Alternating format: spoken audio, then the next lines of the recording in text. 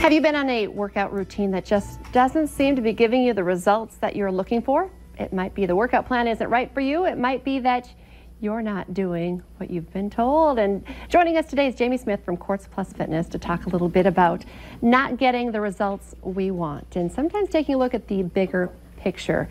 I think this is a great topic because a lot of people, before we get into what you see as a trainer, a lot of times people want that magic pill. They want to do sit-ups one day and see flat abs the next day. You have to have realistic expectations, right?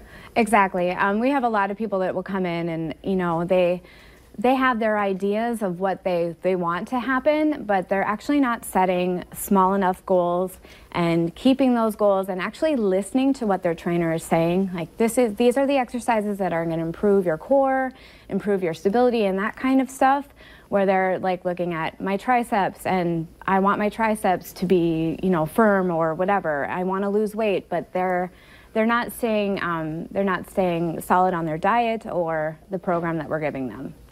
Diet is a big one. I feel like I struggle with that. You spend a lot of time, you can spend a lot of money at gyms, trainers, other programs. You're spending the money, but you're not necessarily following through. So just because you have a personal trainer, what you're doing outside of the time at the gym might be sabotaging your plan, right? Exactly.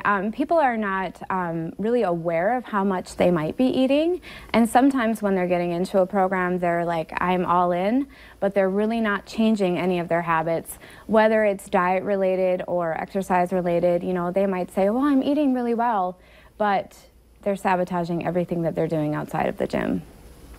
Well, how do you combat that? What do you tell clients when they say, I'm not seeing any changes? I usually have them write down everything that they're doing, and I want them to be as honest as possible. I need you to tell me exactly how much you had. How many M&Ms did you have? How many beers did you have? You know, what did you actually eat this weekend? And when you actually sit down and like count the amount of calories that they're having, they're like, oh my goodness, I'm having way more, and that's why I'm not getting the results that I need. That's a big one. I think that's a big one for me. It's a big one for a lot of people. And writing it down is eye-opening. But you don't always have to write it down now either. There are some great apps that help you track, but you have to be honest even when you use those apps. Yeah, you need to be honest about how much of the serving size that you're having.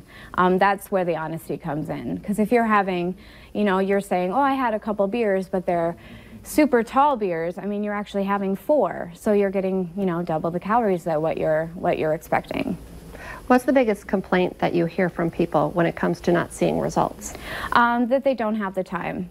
So I see a lot of people that they go on and on about not having enough time, but they have a ton of time to watch, you know, a full series on Netflix or, you know, movies, and, you know, they have time to go out and eat, and they have time to do all those things, and it really only takes 20 to 30 minutes a day. So everybody has that. And if you don't, you need to prioritize and find that time for yourself.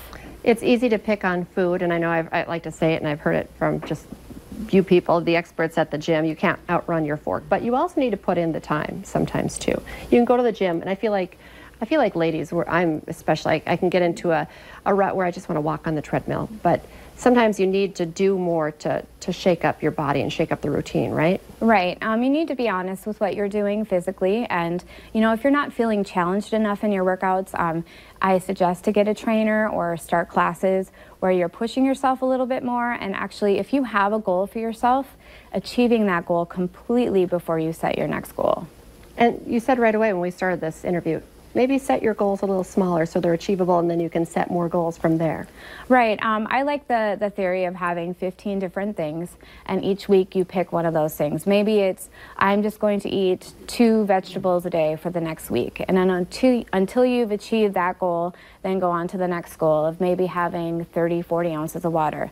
Once you've completely achieved that, then I'm going to walk 20 minutes a day. Then achieve that completely, and then just keep moving forward like that, versus just having one big huge goal and then just looking at that and not really changing those little things that should be changed through your progress. Jamie, it's always great to talk with you, and gives us a little inspiration to stick with our goals and work a little bit harder. Thank you so much for coming in. Thank you. Coming up next, a local author and entrepreneur is here with us to give us his guide to servant leadership.